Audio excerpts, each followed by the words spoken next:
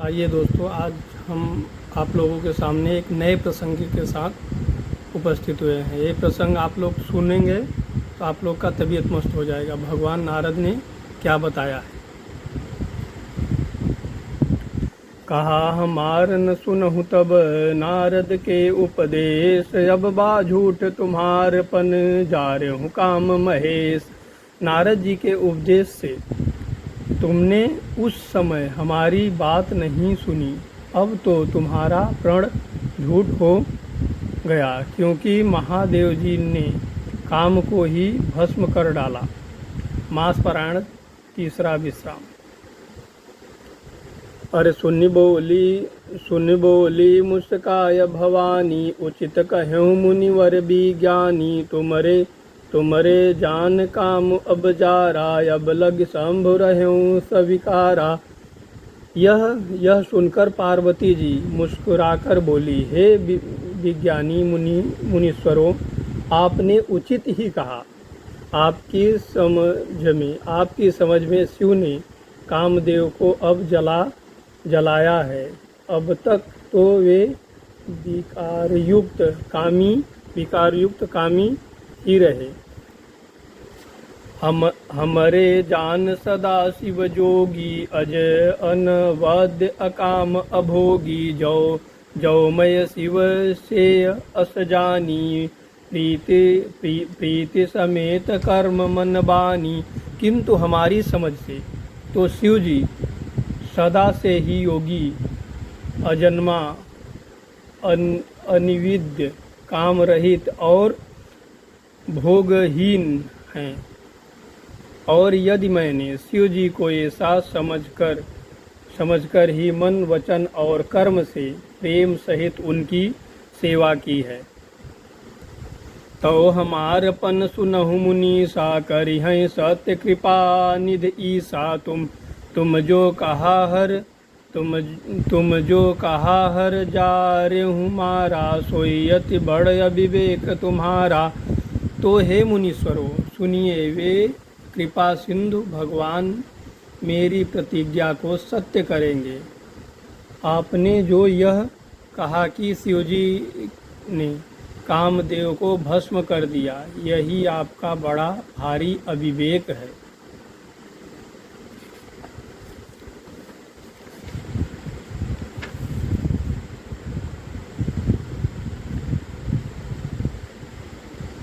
तात अनल कर सहज सुभाऊ, हिमते ही निकट जाहि नहीं काऊ। गए समीप सो अवसी नसाई, असी मंथन महेश की नाही। हे तात, अग्नि का तो यह सहज स्वभाव ही है कि पाला उसके समीप कभी जा ही नहीं सकता, और जाने पर वह अवश्य नष्ट हो जाएगा। महादेव जी और कामदेव के संबंध में भी यही न्याय बात समझाना चाहिए। हियहर से मुनि बचन सुनी, देख सप्रीत विश्वास। चले भवानी नाय सिर, गए हिमांचल पास। पार्वती जी के वचन सुनकर और उनका प्रेम तथा विश्वास देखकर मुनि हृदय में बड़े प्रसन्न हुए। वे भवानी को सिर नवाकर चल दिए और हिमांचल के पास पहुँचे।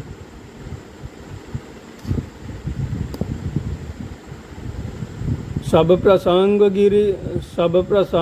गिरपति सुनावा, मदन दहन सुन अति दुख पावा। बहुर करें रति कर बरदाना, सुन हिमवंत बहुत सुख माना। उन्होंने पर्वतराज हिमांचल को सब हाल सुनाया। कामदेव का भस्म होना सुनकर हिमांचल बहुत दुखी हुए। फिर मुनियों ने रति के वरदान की बात कही। उसे सुनकर हिमवान ने बहुत सुख माना। हृदय विचार शंभु प्रभुताई, सादर मुनिवर लिए बुलाई। सुदिन सुनखत सुघरी सोचाई, बेगी वेद विधि लगन धराई। शिव जी के प्रभाव को मन में विचार कर हिमवान ने श्रेष्ठ मुनियों को आदर पूर्वक बुला लिया और उनसे शुभ दिन, शुभ नक्षत्र और शुभ घड़ी शोध कर वेद की विधि के अनुसार शीघ्र ही लग्न निश्चित करार लिखवा लिया। अरे पत्री सप्तऋषि सोई दीन्ही, गय पद विनय हिमांचल कीन्ही। जाय विविध तिन दीन सुपाति, बाचत प्रीतिन हृदय समाति। फिर हिमांचल ने वह लग्न पत्रिका सप्तऋषियों को दे दी और चरण पकड़कर उनकी विनती की। उन्होंने जाकर वह लग्न पत्रिका ब्रह्मा जी को दी। उसको पढ़ते समय अनेकों हृदय में प्रेम समाता न था। लगन बाची अज सबहि सुनाई, हर से मुनि सब सुर समुदायी। सुमन वृष्टि नभ बाजन बाजे, गगन मगन कलश दसहु दिशि साजे।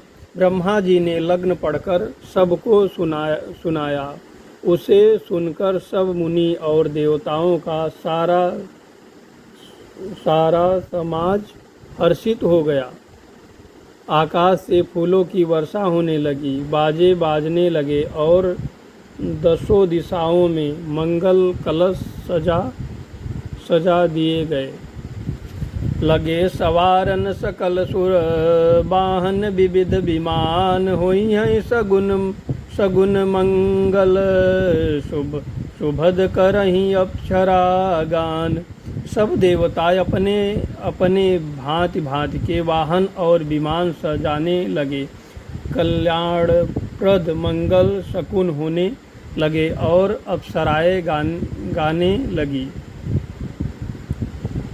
अरे शिवहि शंभुगन करहि सिंगारा, जटा मुकुट यहि मोरु सवारा। कुंडल कंकन पहिरे ब्याला, तन विभूति पट के हरिछाला। शिव जी के गण शिव जी का श्रृंगार करने लगे। जटाओं को मुकुट बनाकर उस पर सांपों का मोर सजाया और शिव जी ने सांपों के ही कुंडल और कंकन पहने। शरीर पर विभूति रमाई और वस्त्र की जगह बाघंबर लपेट लिया। शशि ललाट सुंदर सिर गंगा, नयन तीन उपवित भुजंगा। गरल कंठ उर नर सिरुमाला, शिव भेष शिव धाम कृपाला। शिव जी के सुंदर मस्तक पर चंद्रमा, सिर पर गंगा जी, तीन नेत्र सांपों का जनेऊ, गले में विष और छाती पर नरमुंडों की माला थी। इस प्रकार उनका भेष अशुभ होने पर भी वे कल्याण के धाम और कृपालु हैं। कर त्रिशूल यर डमरु बिराजा, चले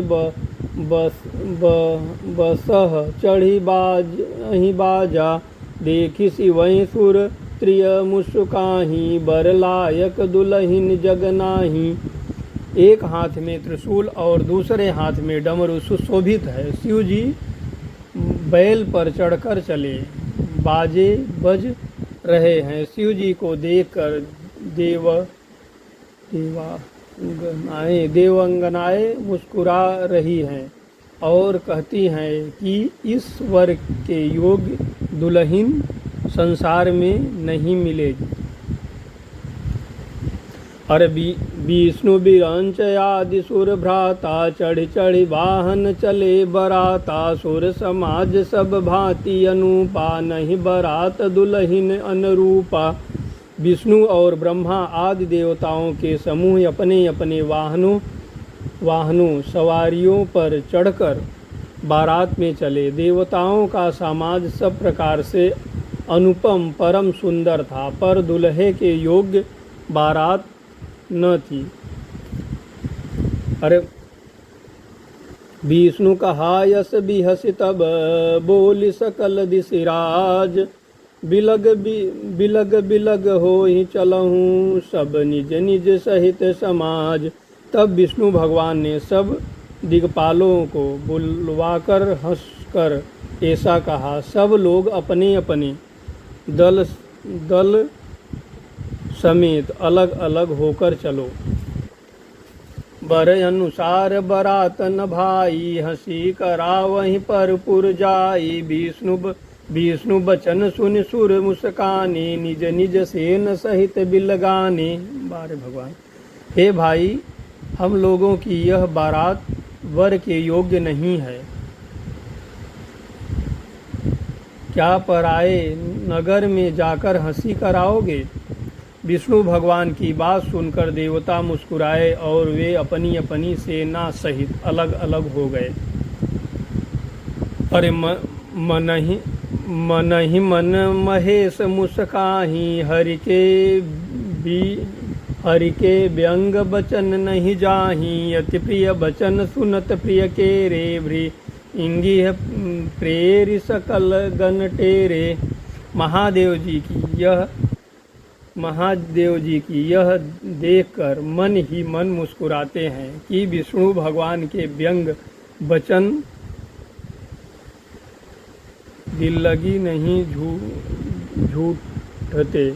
अपने प्यारे विष्णु भगवान के इन अति प्रिय वचनों को सुनकर शिवजी ने भी भृंगो भेजकर अपने सब गणों को बुलवा लिया। अरे शिव अनुशासन सुनि सब आए प्रभु पद जलज शीस तिहनाए। नाना वाहन नाना बेसा बिहसे शिव समाज निज देखा। शिव जी की आज्ञा सुनते ही सब चले आए और उन्होंने स्वामिनी के चरण कमलों में सिर नवाया। तरह तरह की सवारियों और तरह तरह के भेष वाले अपने समाज को देखकर शिवजी हंसे।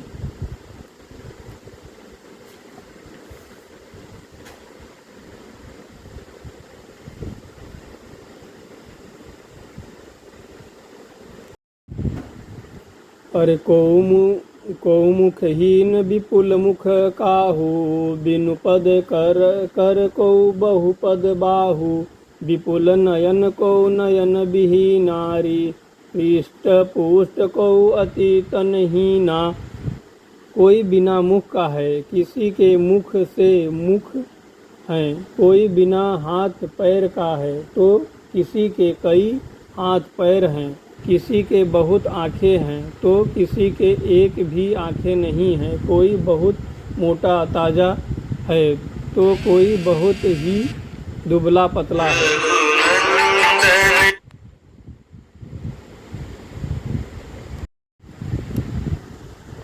और तन खीन को अति पीन पावन को वापन गति धरे भूषण। कराल कपाल कर सब साध सोनित तन धरे खर स्वान।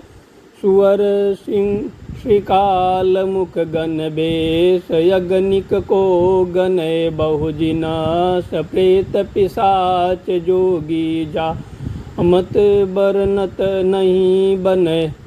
कोई बहुत दुबला, कोई बहुत मोटा, कोई पवित्र और कोई अपवित्र वेश धारण किए हुए हैं।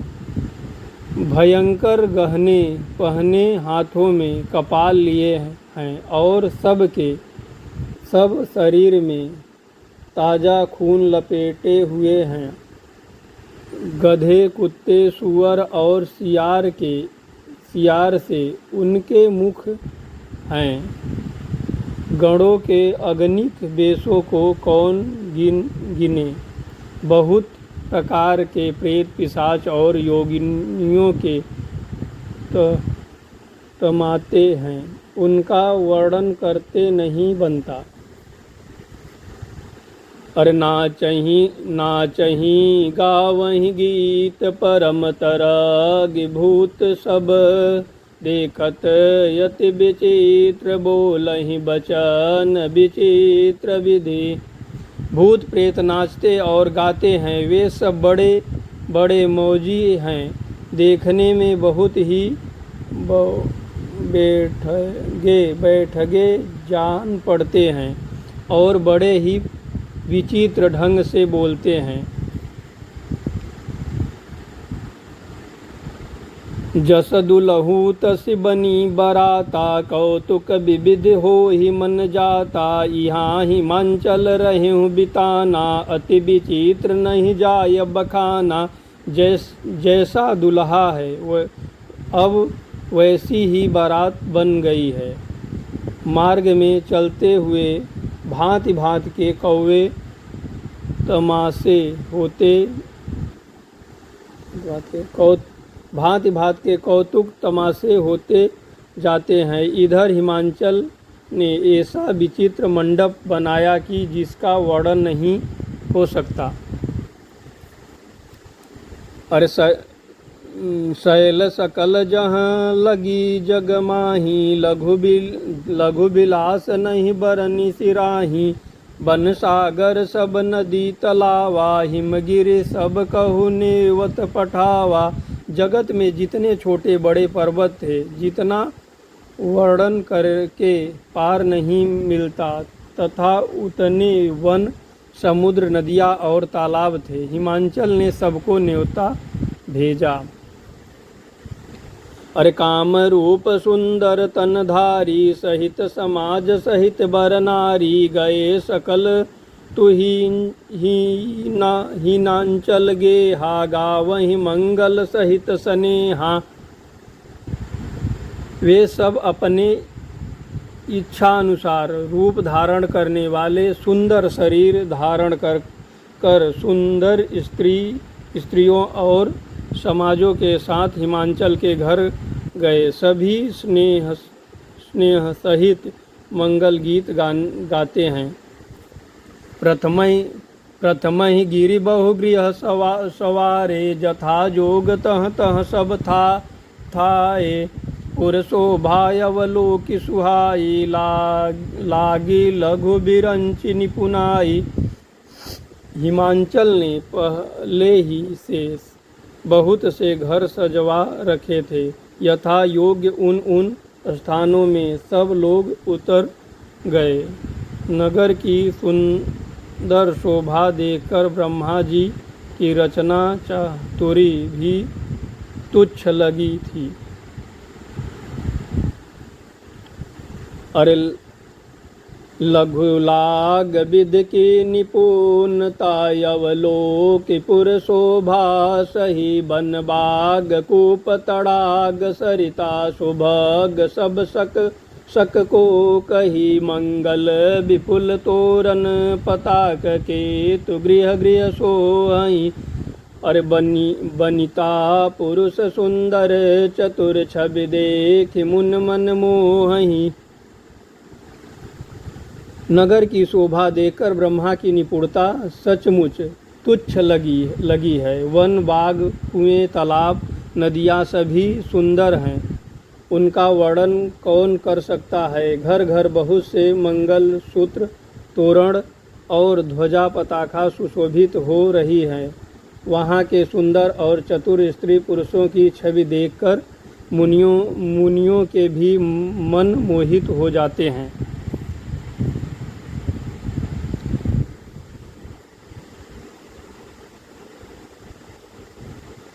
यावर रामचंद्र की जय, पवनसुत हनुमान की जय, उमापति महादेव की जय, सब देवी देवतन की जय, सब संतन की जय, सब भक्तन की जय। धर्म की जय हो, अधर्म का नाश हो, प्राणियों में सद्भाव हो, विश्व का कल्याण हो।